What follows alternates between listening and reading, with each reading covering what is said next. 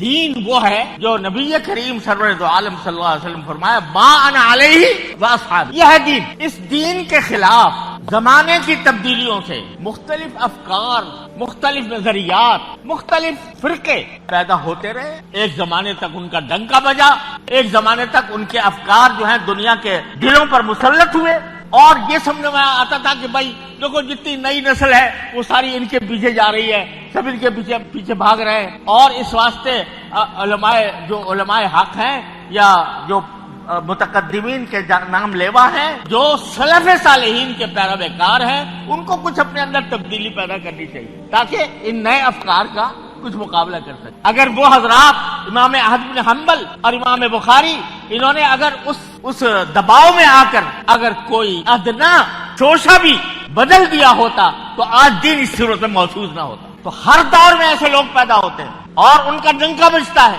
ان کے بارے میں کہا جاتا ہے بھئی بڑے مؤثر، ان کا کلام بڑا مؤثر ہے، لوگ ان کے پیچھے چل رہے ہیں، لوگ کہا جاتا ہے کہ یہ نئے افکار لے کر آئے ہیں اور نئے نظریات لے کر آئے ہیں، اور ان کے پیچھے چلنے والوں کی ایک فوج ہے جو ان کے پیچھے چل رہی ہے، اور یہ بیچارے پرانے لوگ سلف صالحین کے پیروکار یہ پیچھے رہ گئے ہیں اور وہ آگے بڑھ گئے ہیں۔ میرے بھائیوں، وہ جتنے آگے بڑھنے والے ہیں وہ بھی اسی طرح تاریخ کا حصہ بننے والے ہیں جیسے معتزلہ اور جہمیہ بنے تھے۔ لہذا کبھی اس بات سے مرعوب نہ ہونا کہ فلاں نظریہ جو ہے اس کا بڑا چرچا ہے، فلاں نظریہ بڑا پھیل رہا ہے، نوجوان نسل اس کی طرف جا رہی ہے، اس کے باتوں کے اندر بڑی تاثیر ہے، اس بات سے کبھی مرعوب نہ ہونا۔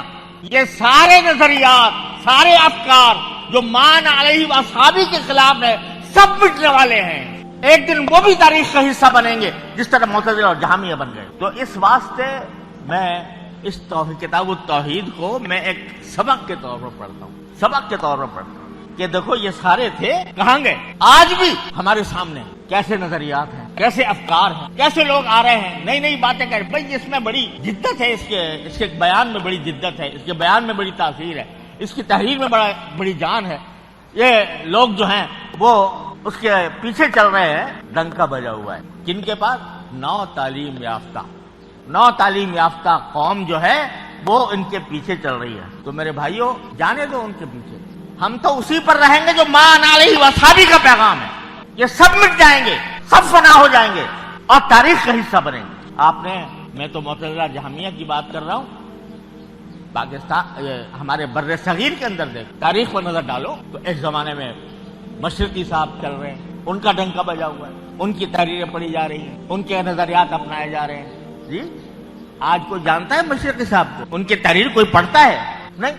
تو غلام احمد پرویز صاحب تھے، ایک زمانے میں کہا جاتا تھا کہ بھائی علماء کے پاس ان کا توڑ نہیں ہے سوائے کفر کے فتوے، لیکن آج دیکھو کوئی پڑھتا ہے غلام احمد پرویز کی؟ وہ کباڑیوں کے ہاں بک رہی ہیں۔